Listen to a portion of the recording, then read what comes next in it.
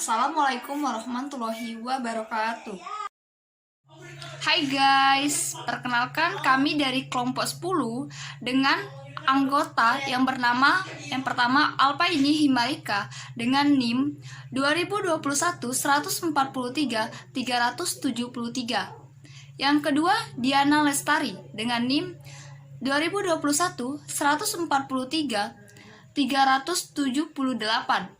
Dan yang ketiga yaitu Rino Wijayanti dengan NIM 2021-143-382. Dan dengan saya sendiri yaitu Liza Triutami NIM 2021-143-400. Kami dari kelas 2J dengan dosen pembimbing Pak Arizona, Sarjana Pendidikan, Magister Pendidikan dengan pendidikan sekolah dasar, Fakultas Keguruan dan Ilmu Pendidikan.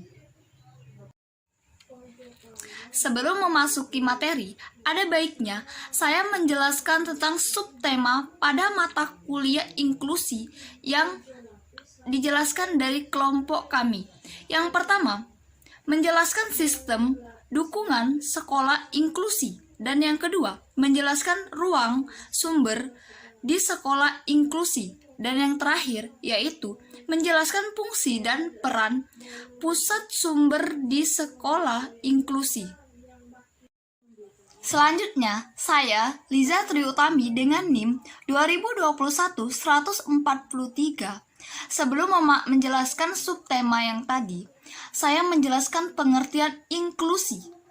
Pendidikan inklusi adalah sistem layanan pendidikan yang mengatur agar difabel dapat dilayani di sekolah terdekat, di kelas reguler bersama teman-teman seusianya.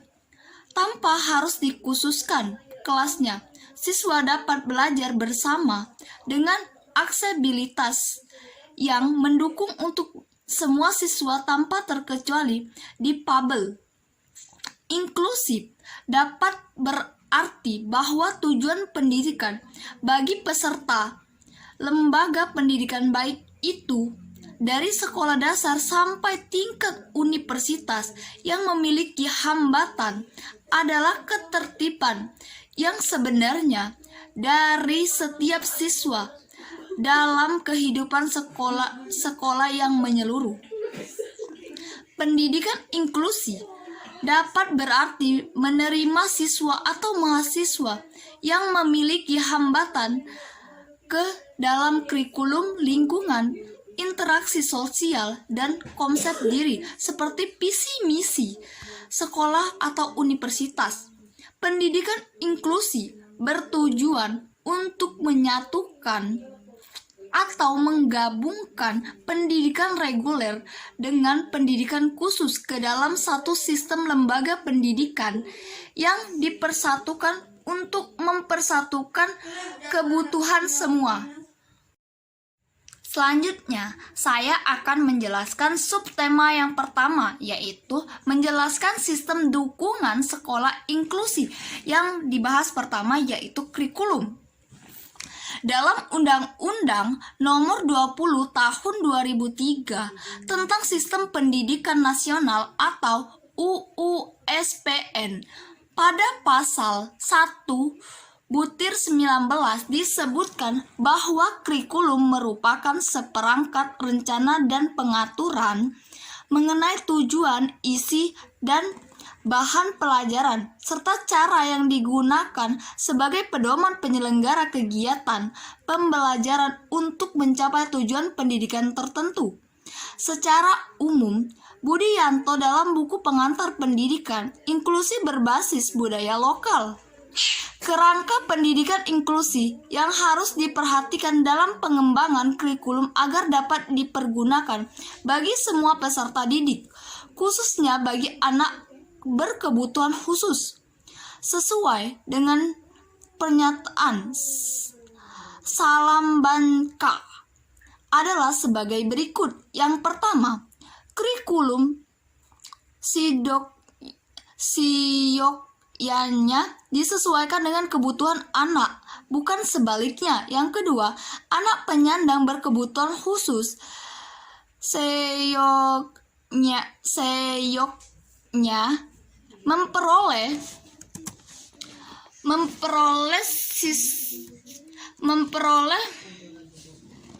memperoleh dukungan pembelajaran tambahan dalam konten kurikulum reguler, bukan kurikulum yang berbeda. Yang terakhir, memperoleh pengetahuan bukan sekedar masalah pembelajaran formal dan teoris. Yang kedua yaitu guru. Guru atau pendidik dalam pengertian yang sederhana adalah orang yang memberikan ilmu pengetahuan kepada anak didik. Dalam dunia pendidikan, guru memiliki peran, yakni antara lain. Yang pertama, guru sebagai demonstrator. Yang kedua, guru sebagai pengolah kelas. Yang ketiga, guru sebagai mediator dan fasilitator. Yang keempat, guru sebagai evaluator. Secara umum, pada kelas inklusi di sekolah dasar terdiri dari guru kelas, guru mata pelajaran, dan guru pembimbing atau guru pembimbing khusus atau GPK. Secara umum, pada kelas inklusi di sekolah dasar terdiri dari guru kelas, guru mata pelajaran, dan guru pembimbing atau guru pembimbing khusus atau GPK. Yang A, guru kelas adalah pendidikan atau pengajaran pada suatu kelas tertentu di sekolah dasar yang sesuai dengan kualitas atau yang disyaratkan. Yang kedua yaitu guru mata pelajaran, yaitu guru yang mengajar pada mata pelajaran tertentu sesuai dengan kualifikasi yang dipersyaratkan. Yang terakhir yaitu guru pembimbing adalah guru yang mempunyai latar belakang pendidikan luar biasa atau pernah mendapatkan pelatihan khusus terkait dengan pendidikan luar biasa. Mungkin itu saja yang dapat saya sampaikan. Selanjutnya akan dipaparkan dari teman saya yang bernama Rino. Assalamualaikum warahmatullahi wabarakatuh. Perkenalkan, nama saya Rino Wijayanti, NIM 2021143382, kelas 2J. Dosen pengampu Bapak Arizona, SPD MPD. Baiklah, saya di sini akan menjelaskan materi selanjutnya, slide yang ke-6. Menjelaskan sistem dukungan sekolah inklusi. 3. Anak didik adalah setiap orang yang menerima pengaruh dari seorang atau sekelompok orang yang menjalankan kegiatan pendidikan. Anak didik bukan binatang, akan tetapi manusia yang punya akal. Anak didik menepati dukungan yang menepati posisi yang menentukan dalam interaksi pendidikan. Guru tidak berarti bila tanpa kehadiran anak didik sebagai subjek pembinaan. Sebagai makhluk manusia, anak didik memiliki karakter menurut Sutari Imam Barnadi, Suwarno, dan Siti Majhati. Anak didik memiliki karakter tertentu, yakni A. Belum memiliki pribadi yang dewasa susila sehingga menjadi tanggung jawab pendidik atau guru. B. Masih menyempurnakan aspek tertentu dari kedewasaannya sehingga masih menjadi tanggung jawab pendidikan. C. Memiliki sifat-sifat dasar manusia yang sedang berkembang secara terpadu. Anak berkebutuhan khusus ABK adalah anak yang memiliki karakteristik khusus. Keadaan khusus membuatnya mereka berbeda dengan anak pada umumnya. Pemberian predikat berkebutuhan khusus tentu saja tanpa selalu menunjukkan pada pengertian lemah, mental atau tidak identik juga dengan ketidakmampuan emosi atau kelainan fisik. 4. Sarana dan prasarana pendidikan. Dalam pembelajaran memiliki fungsi sebagai alat bantu untuk menjelaskan pesan yang disampaikan guru. Sarana dan prasarana pendidikan juga berfungsi sebagai alat pembelajaran individual dan mana kedudukan. Sarana dan prasarana pendidikan kepenuhan melayani kebutuhan belajar siswa. 5. Ramah terhadap pembelajaran. Sekolah yang ramah terhadap anak merupakan sekolah di mana semua anak memiliki hak untuk belajar, mengembangkan semua potensi yang dimiliki secara optimal di dalam lingkungan yang nyaman dan terbuka menjadi rumah apabila keterlibatan dengan partisipasi semua pihak dan pembelajaran tercipta secara alami dengan baik. 6. Esensi program pembelajaran yang diindividualisasikan atau PPI. Program pembelajaran yang diindividualisasikan PPI diadopsi dari istilah Individualized Educational Program IEP. Digunakan istilah ini didasarkan kepada kenyataan di mana secara operasional inti personal dalam IEP pada dasarnya lebih menyangkut kepada kepentingan proses pembelajaran di dalam kelas. Anak berkebutuhan khusus, permasalahan dan hambatan pembelajaran sangat kompleks serta perbedaan satu sama lainnya sangat tajam. Ini membawa konsekuensi kepada kompetensi guru di dalam penyusunan rencana pembelajaran yang dapat mengakomodasi kebutuhan mereka. Kegagalan dengan mengakomodasi kebutuhan anak dapat berakibat buruk terhadap proses pembelajaran lebih lanjut. Yaitu di dalam pendidikan anak berkebutuhan khusus, keberadaan PPI sangat penting karena PPI merupakan cara yang senantiasa berupa mengakomodasi kebutuhan dan masalah-masalah yang dihadapi anak berkebutuhan khusus. 7. Pusat sumber, Recorder, Center, dan Search Friends. Sekolah rumah, Welcoming School, dan guru rumah, Welcoming Teacher. Sebagai syarat utama layanan pembelajaran pendidikan inklusif melalui program pengajaran yang diindividualisasikan,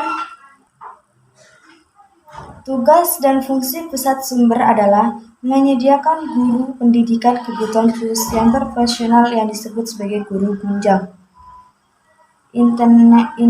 itinerant teacher. Tugas guru kunjung membantu guru sekolah reguler dalam membantu melakukan asesmen, merancang pembelajaran serta memberikan layanan pendidikan kepada anak berkebutuhan khusus, juga menyediakan alat atau media belajar yang diperlukan anak berkebutuhan khusus, memberikan pelatihan dan pendampingan tertentu bagi guru sekolah reguler. Pusat sumber merupakan tempat berkumpulnya para profesional. 8. Perluasan peran dan tugas SLB. Dalam perspektif layanan pendidikan inklusif melalui model pembelajaran yang diindividualisasikan, peran dan tugas SLB adalah sebagai pusat sumber bagi sekolah-sekolah yang mengembangkan pendidikan inklusif. Untuk itu, dalam pelaksanaannya, pemerintah provinsi atau kabupaten kota harus dapat berkoordinasi antara sekolah reguler yang mengembangkan pendidikan inklusif dengan SLB. 9. Kemitraan dengan lembaga berkait, Dinas Kesehatan, Depsos atau Dinsos, Depak, Perindustrian, Hukum, dan HAM. Penyelenggaraan pendidikan inklusif akan semakin mulus dalam pelaksanaan apabila sekolah mengembangkan kemitraan dengan lembaga-lembaga berkait atau departemen terkait, misalnya dengan Departemen Kesehatan dalam pemeriksaan kesehatan fisik, Departemen Sosial dalam bantu aksesibilitas, Departemen Perindustrian dalam mengembangkan kecakapan vokasional, Departemen Hukum dan HAM dalam perlindungan hukum. Terima kasih. Wassalamualaikum warahmatullahi wabarakatuh. Assalamualaikum warahmatullahi wabarakatuh. Perkenalkan, nama saya Diana Lestari, NIM 221143378. Di sini saya akan melanjutkan materi, yaitu menjelaskan sistem dukungan sekolah inklusi. 10. Dukungan orang tua. Dukungan orang tua dan kerjasama dengan sekolah sangat diperlukan dalam melayani kebutuhan belajar anak di sekolah. Dalam upaya optimalisasi potensi anak, kerjasama yang erat antara orang tua dan guru dapat menghasilkan solusi terbaik dalam melayani kebutuhan belajar anak di sekolah. Krimer 1991. Keterlibatan orang tua secara aktif terhadap pendidikan anak di sekolah sangat penting dalam kaitannya dengan negosiasi dalam mencari solusi berkenaan dengan pendidikan anak baik di sekolah maupun di rumah. 11. Kebijakan pemerintah pusat, provinsi, dan kabupaten atau kota. Kebijakan-kebijakan pemerintah baik pusat, provinsi maupun kabupaten atau kota sangat diperlukan sebagai payung hukum dalam mengembangkan layanan pendidikan model pendidikan inklusif. Misalnya, pemerintah membuat regulasi yang mengatur sistem pemerintahan siswa baru atau PSB bagi anak berkebutuhan khusus melalui satu pintu masuk, yaitu melalui sekolah reguler yang terdekat dengan lingkungan anak. Pemerintah membuat kebijakan B. Menjelaskan ruang sumber di sekolah inklusi.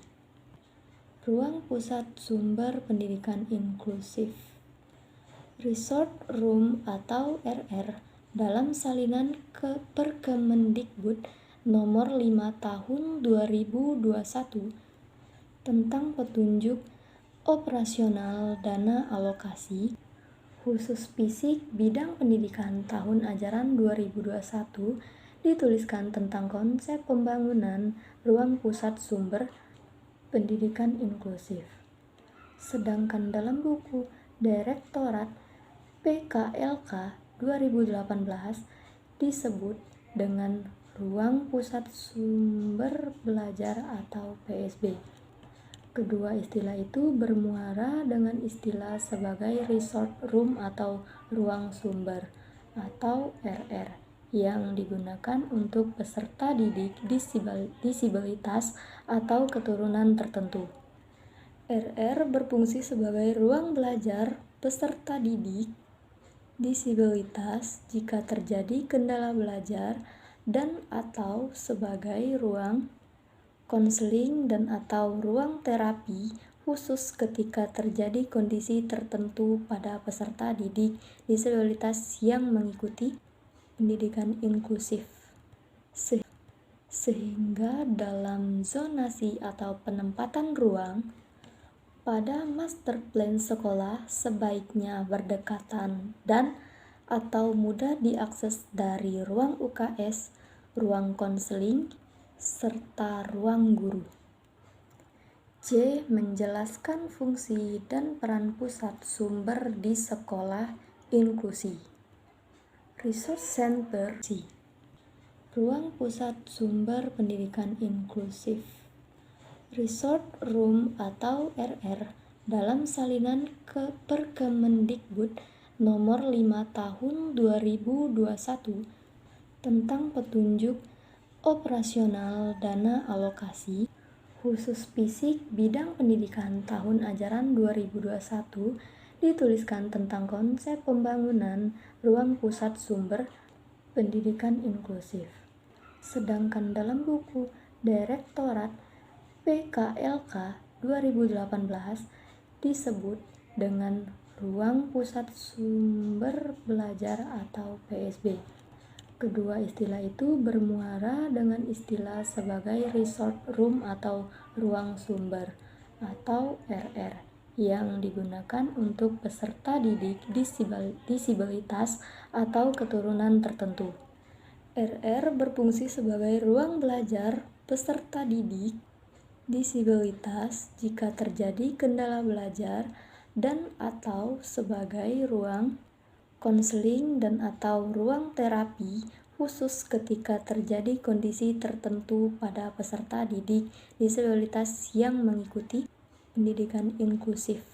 Sehingga dalam zonasi atau penempatan ruang pada master plan sekolah sebaiknya berdekatan dan atau mudah diakses dari ruang UKS, ruang konseling, serta ruang guru. Baiklah, di sini saya akan melanjutkan penjelasan dari peran pusat sumber di sekolah inklusi,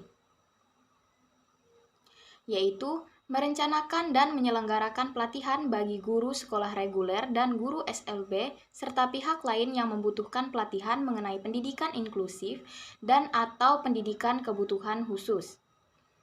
Menyediakan bantuan kepada berbagai pihak untuk meningkatkan layanan kepada anak atau siswa termasuk mereka yang berkebutuhan khusus. Menjadi fasilitator dan mediator bagi semua pihak dalam implementasi pendidikan inklusif. Memberi dan menerima rujukan atau referensi atau referral dalam layanan pendidikan inklusif. Mengatur guru yang ada di SLB untuk melakukan tugas tambahan sebagai guru pembimbing khusus di sekolah inklusif. Dalam upaya pengembangan pendidikan inklusif secara garis besar, Resource Center atau pusat sumber berfungsi sebagai layanan pendukung eksternal untuk menjamin agar layanan pendukung eksternal tersedia dengan baik. Maka Resource Center harus dapat memainkan fungsi dan peran sebaik mungkin.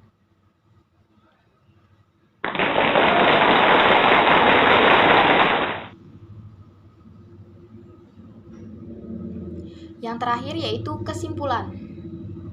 Pendidikan inklusif adalah sistem layanan pendidikan yang mengatur agar difabel dapat dilayani di sekolah terdekat, di kelas reguler bersama-sama teman seusianya, tanpa harus dikhususkan kelasnya. Siswa dapat belajar bersama dengan aksesibilitas yang mendukung untuk semua siswa tanpa terkecuali difabel. Inklusif dapat berarti bahwa tujuan pendidikan bagi peserta lembaga pendidikan baik itu sekolah dasar sampai tingkat universitas yang memiliki hambatan adalah keterlibatan yang sebenarnya dari setiap siswa dalam kehidupan sekolah yang menyeluruh. Pendidikan inklusif dapat berarti penerimaan siswa atau mahasiswa yang memiliki hambatan ke dalam kurikulum, lingkungan, interaksi sosial dan konsep diri atau visi misi sekolah atau universitas. Di bawah ini, beberapa komponen pendukung sistem pendidikan inklusif adalah sebagai berikut. Yang pertama, kurikulum, yang kedua, guru, yang ketiga, anak didik, yang keempat, sarana dan prasarana, yang kelima, ramah terhadap pembelajaran, yang keenam, esensi program pembelajaran yang diindividualisasikan, yang ketujuh, pusat sumber resource center, yang kedelapan, perluasan peran dan tugas SLB, yang kesembilan, kemitraan dengan lembaga berkaitan, dinas kesehatan dan HAM, kesepuluh, dukungan orang tua.